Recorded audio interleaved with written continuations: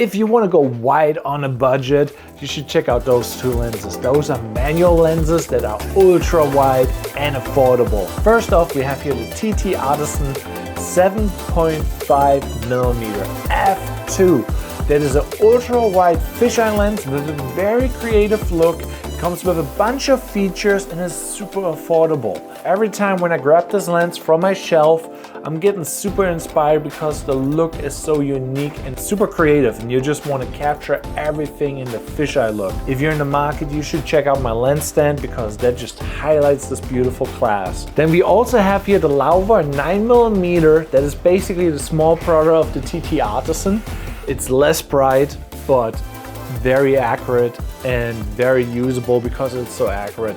Straight lines, zero distortion. Having a good wide angle lens is a must-have. They're very versatile and they have a very unique look that is very useful in many situations. But let's compare those two lenses and why did I buy them in the first place and which one of them is actually better. Right now we're using the Loawa 9mm f2.8. And as you can see, everything is really straight. You can see the lines are straight, this is straight, everything is straight. It is not as bright as the ttartisan, but you will see that later. But as you can see, this look is very usable, but also it is a manual lens. So you have to nail the focus before you start filming or taking a photo.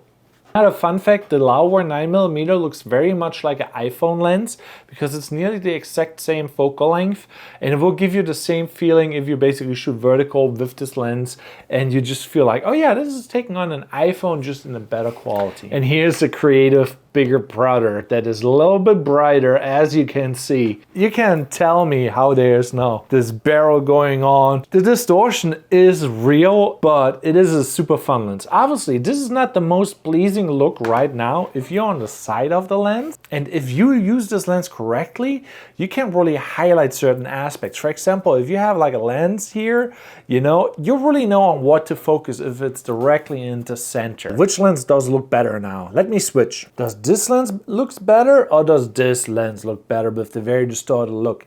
I personally think because this is just like, you know, everything is straight, the wide angle lens effect is not really the same. But obviously this is like some serious space that we're covering here. 9mm. But the other one's 7.5. First off, I bought this ttartisan for $150, which is a super affordable price. But I bought this lens with the purpose of taking real estate photos, specifically 360. My goal was to take as little photos as possible and be able to stitch them together into a 360 photo with PT GUI. And obviously it worked, and it is really amazing with this lens. But there's a little bit of a problem because like this is an APS-C lens that you can put on a full frame, but then you get in the corners like a little bit black. But right now you don't get that because it's meant for APS-C, but works on both, and you get a little bit more coverage on the full frame, and that's why I bought it. The Loawa 9mm is way better for real estate work because you get straight lines. And those real estate agents looking around on your photos, and they're just trying to see the curvature and trying to see if you want to fool them with your cheap wide angle lens and trying to catfish them, but they immediately can catch you if anything is not straight. So this lens is very good because like as you can see, everything is super straight, zero distortion. On the other hand, having the fisheye look, it's really hard to find the right moment to use this lens because not all moments really work well with a fisheye lens, and sometimes it's better to have a regular lens.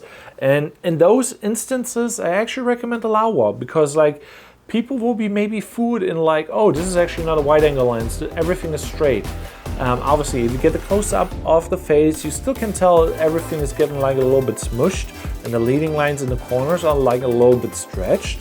But overall, this can get away with like looking not like a wide angle lens, where the ttartisan, it is really hard to basically correct the footage so it seems more normal.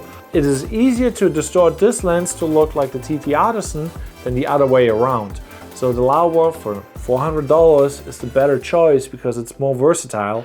Obviously, there's a little bit of a price difference going on. The ttartisan, $150. This is nearly like, okay, a starter lens, like I buy an expensive body of a camera and I'm like, I need a cheap lens. What do I slap on there? You buy the ttartisan, get some very creative shots from it. Obviously, it's not really usable for everything, and you might have the idea like, I can crop in, but just keep in mind proportions are different. There's a little funny effect going on with wide angle lenses. People think they're having slimmer faces than they actually have, because like the most realistic look that represents you're actually more accurate is like a 50mm. But if you are a smartphone user, you're used to a wide angle lens and you're just like very confused why you're not any more as slim as you think you are, besides all the face filters. So which lens do I recommend now? Obviously, they are both very affordable, 400, 150.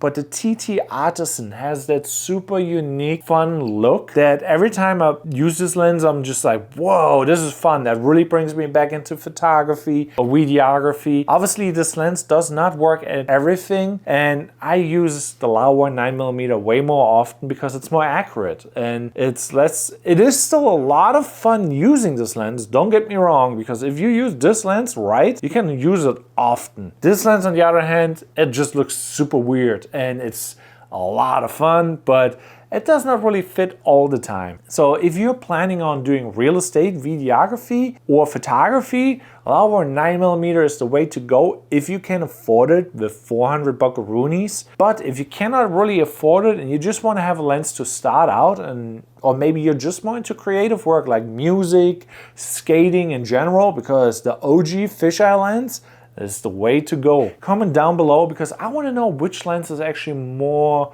enjoyable to view from your perspective. And see you in another video.